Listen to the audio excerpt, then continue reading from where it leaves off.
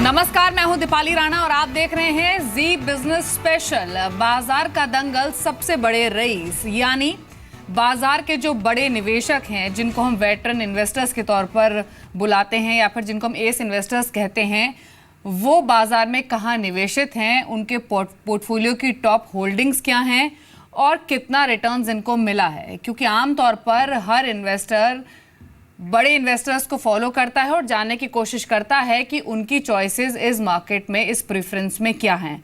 और पिछले अगर 1.5 महीने में भारतीय बाजारों की परफॉर्मेंस देखें भी तो किसी दंगल से कम नहीं रहा है। बहुत सारे बड़े इवेंट आए जिन्होंने भारतीय बाजारों पर अपना असर डाला और मार्केट्स ने उन इवेंट से उबरने की भी कोशिश की। फिर चाहे वो डोनाल्ड ट्रंप इलेक्शंस हो, यूएस में प्रेसिडेंशियल इलेक्शंस हो, डीमोनेटाइजेशन हो, आरबीआई पॉलिसी हो या फिर फेड पॉलिसी क्यों ना हो।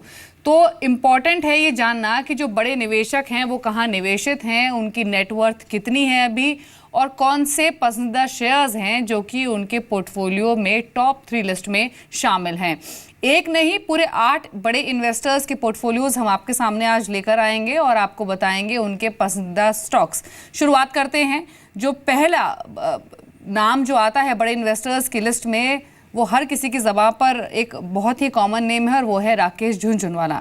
राकेश झुनझुनवाला की अगर पसंदीदा स्टॉक्स आप देखेंगे या फिर उनकी टोटल नेटवर्थ देखेंगे तो वो करीब 10,125 करोड़ की है।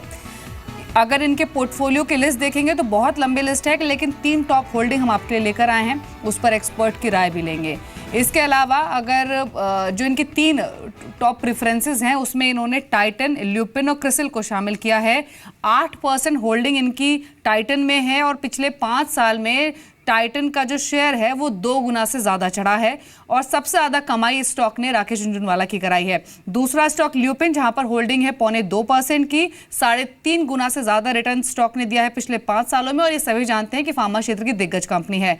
और तीसरी होल्डिंग है इनकी क्रिसिल, जहां पर 5.5% से ज्यादा इनकी हिस्सेदारी है और 2.5 गुना से ज्यादा ये स्टॉक भी बढ़ा है। लेकिन इन 3 में से अगर आप कोई खरीदने के बारे में सोच रहे हैं तो इस पर एक एक्सपर्ट कॉमेंट ले लेते हैं और आज के इस खास शो के मेहमान भी हमारे साथ मौजूद है। आशीष कुकरेजा हैं क्राफ्ट वेल्थ मैनेजमेंट से। Ashish, good afternoon, welcome to Zee Business. हम बड़े इन्वेस्टर्स के पोर्टफोलियो की बात कर रहे हैं क्योंकि हर ट्रेडर, हर इन्वेस्टर बड़े इन्वेस्टर्स को फॉलो करता है और उनकी इन्वेस्टमेंट्स को जानना चाहता है। राकेश झुनझुनवाला के पोर्टफोलियो के जो टॉप 3 स्टॉक्स है, टाइटन, ल्यूपिन या क्रिसिल, इन तीनों में पिछले 5 सालों में जो वेल्थ क्रिएट की है वो काफी स्ट्रांग रही है। ऐसे में अगर नया निवेश इन तीनों में से किसी एक पर करना हो तो आपको कौन सा बेहतर लग रहा है?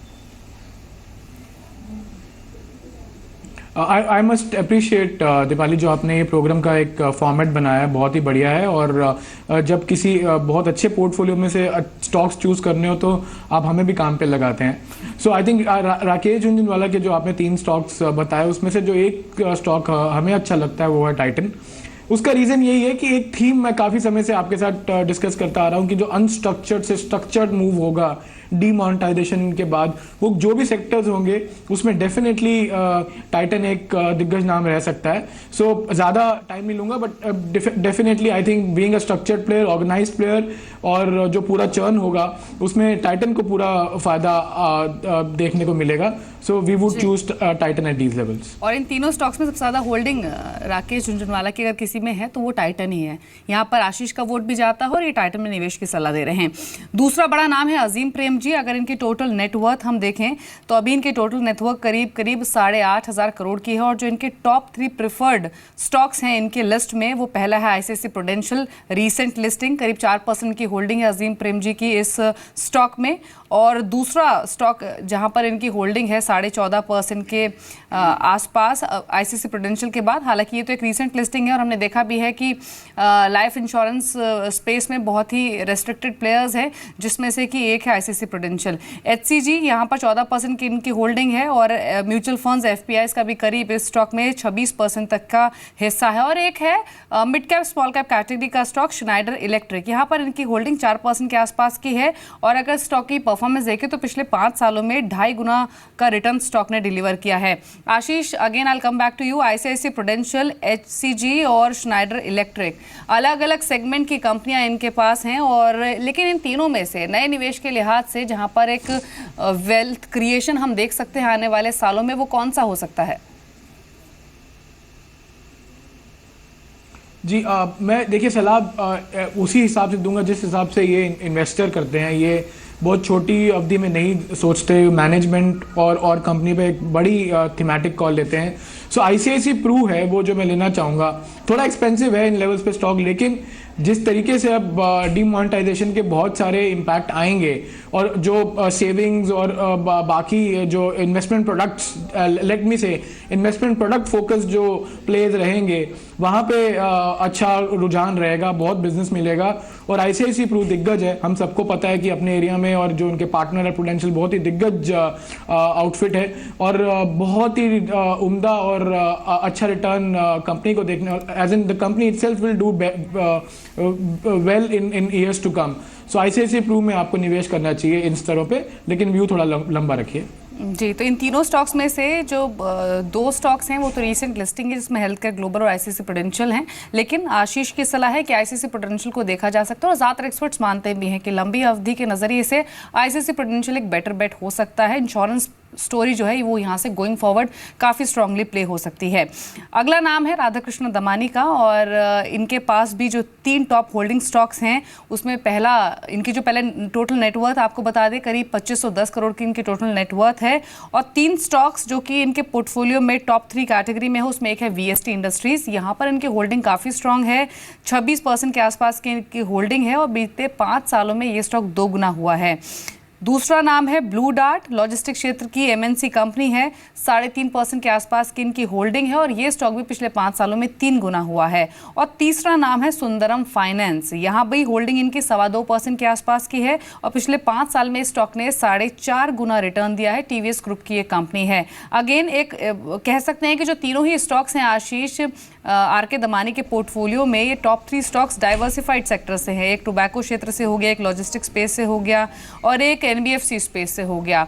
अभी ग्रोथ इन तीनों में से आपको कहाँ ज़्यादा नजर आ रही है, जहाँ पर वैल्यूएशंस भी अच्छे हैं और वेल्थ क्रिएशन भी हो सकती है? देखिए आपने काफ़ी अच्छे से टर्म किया, जहाँ पे वैल्यूएशंस भी अच्छे होने चाहिए। तो उस हिसाब से अगर तीनों में से एक स्टॉक चूज करूँ तो मैं सुंदरम फाइनेंस चूज करूँगा।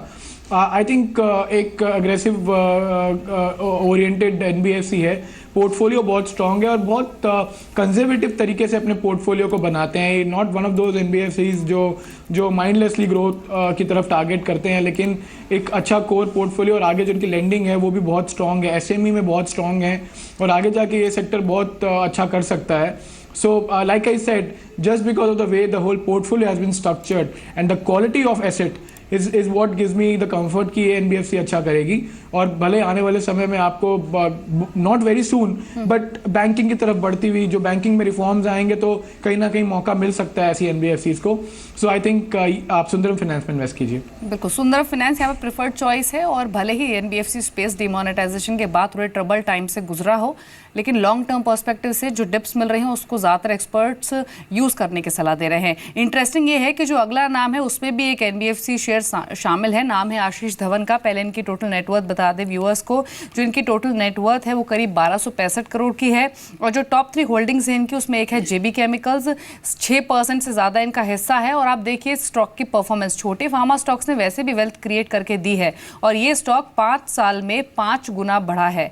वहीं दूसरा स्टॉक जो इनकी लिस्ट में है वो है मनापुरम फाइनेंस, होल्डिंग इनकी 2.25% की और ये स्टॉक भी पिछले 5 सालों में 2 गुना इंक्रीज हुआ है। गोल्ड फाइनेंसिंग कारोबार से जुड़ी हुई कंपनी है। और तीसरा नाम है एबी नूवो का, यहाँ पर इनकी होल्डिंग है 1% से ज़्यादा की और इस स्टॉक ने पिछले 5 सालों में 40% तक का रिटर्न दिया है। इन तीनों नामों में से मुझे जेबी केमिकल्स और मनापुरम फाइनेंस काफ़ी इंटरेस्टिंग लग रहे हैं क्योंकि दोनों ने ही एक स्ट्रॉन्ग रिटर्न्स दिए हैं और मनापुरम फाइनेंस हाल ही में नीचे आया भी है पोस्ट डिमोनेटाइजेशन। आपको इन तीनों में से कौन सा बेहतर लग रहा है आशीष? मैं थोड़ा एक कॉन्ट्रेरियन व्यू लूंगा, थोड़ा सिक्योर्ड स्टॉक लूंगा इन तीनों में से। तो एबी नूवो हमें ज़्यादा अच्छा लगता है। उसका रीज़न ये है कि मे बी परसेंटेज वाइज बहुत ज़्यादा अग्रेसिवली वेरी सून आपको रिटर्न देखने को ना मिले, लेकिन जो क्वालिटी इस स्टॉक की है वो डेफिनेटली बाय फार बेटर है बाकी स्टॉक से। जो बिजनेसेस हैं दिवाली वो बहुत ही स्ट्रांग हैं और हर एक के लिए एक गेम प्लान सामने आया हुआ है। बहुत डिटेल में नहीं जाएंगे, कंग्लोमरेट है, बहुत डिटेल में बात की जा सकती है, but I think financial services business और बाकी जो कोर बिजनेसेस हैं उन सबको अगर आप कलेक्टिवली समझने जाएं तो मुझे लगता है कि ये स्टॉक एक परफॉर्मिंग स्टॉक रह सकता है जब भी मार्केट रिकवरी पाथ लेगी। जी, मार्केट रिकवर होगा तो स्टॉक की ओर से स्ट्रॉन्ग पार्टिसिपेशन आ सकता है, इसलिए AB नोवो यहाँ पर प्रेफर्ड चॉइस रहेगी आशीष की इन तीनों ही स्टॉक्स में से। अगला नाम है आकाश भंसाली एंड फैमिली और इनकी अगर टोटल नेटवर्थ आप देखें तो 780 करोड़ के आसपास की है। और अगर टॉप 3 होल्डिंग स्टॉक्स इनके अभी हम देखें तो उसमें पहला नाम है बलरामपुर चीनी का।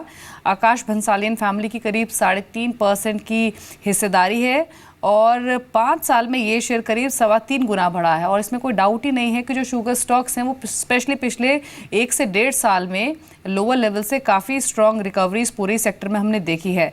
दूसरा नाम है वैस्कॉन इंजीनियरिंग का। यहाँ पर भंसाली फैमिली की करीब 6% होल्डिंग है और बीते 1.5 साल में ये स्टॉक करीब 2 गुना से ज़्यादा बढ़ा है। और पुणे में ये 10 जो टॉप 10 बिल्डर्स है उसमें से एक शामिल है उस कैटेगरी में ये नाम। और तीसरा है ग्रीन लैम्प इंडस्ट्रीज। यहाँ पर होल्डिंग अच्छी खासी है भंसाली फैमिली की करीब 13.5% की और बीते 1.5 साल में ये शेयर करीब 2 गुना हुआ है। तो तीनों ही स्टॉक्स की ओर से परफॉर्मेंस तो आई है, लेकिन तीनों में से प्रिफर्ड पिक कौन सी हो सकती है ये आशीष से जान लेते हैं एक बार फिर। आशीष, अगेन यहाँ पर शुगर स्पेस भी इन्होंने चुना है, रियल्टी स्पेस भी चुना है और ये दोनों ही ऐसे सेक्टर रहे हैं जो कि अभी भी काफ़ी टर्बुलेंट टाइम से गुजर रहे हैं। और एक है ग्रीन लैम्प इंडस्ट्रीज। आप किसको प्रेफरेंस देंगे तीनों में से? देखिए, मुझे लगता है कि शुगर की जो साइकिल है वो एक फेवरेबल जोन में जा रही है, रिकवरीज अच्छी होंगी और अब बेहतरीन स्टॉक जो रहेगा पूरे स्पेस में उसको प्रीमियम मिलेगा। स्ट्रॉन्ग बैलेंस शीट की वजह से, बेहतरीन रिकवरीज की वजह से और जो कोर शुगर बिजनेस है वहाँ पे जो परफॉर्मेंस अब आगे समय में, आने वाले समय में इम्प्रूव होगी। और जो कहीं ना कहीं मुझे लगता है कि गवर्नमेंट का बहुत फोकस रहने वाला है, जो भी रूरल फोकस्ड इंडस्ट्रीज रहेंगी कि उनको आगे बढ़ावा मिले। एक तरह से शुगर के लिए एक समय अच्छा रह सकता है। So, without making it a very politicized issue, which has always been a concern, but I think going ahead, sugar sector अच्छा करेगा, यहाँ से खराब नहीं करेगा। बलरामपुर एक जो स्टॉक है पूरे सेक्टर में सबसे बेहतरीन है। जी, तो बलरामपुर चीनी प्रेफर्ड चॉइस रहेगी यहाँ पर आशीष की, जिस स्टॉक को देखा जा सकता है। और शुगर स्टॉक्स वैसे भी 1 से 1.5 साल में जो नज़रिया है इन्वेस्टर्स का इस पूरे ही सेक्टर को लेकर वो काफ़ी बदला है और स्टॉक्स काफ़ी चले भी हैं। तो अब तक हमने करीब 5 पोर्टफोलियोज डिस्कस किए हैं। हमारे लिस्ट में 3 और नाम शामिल हैं और इन 3 नामों की चर्चा करेंगे और इनकी होल्डिंग्स भी आपको बताएंगे।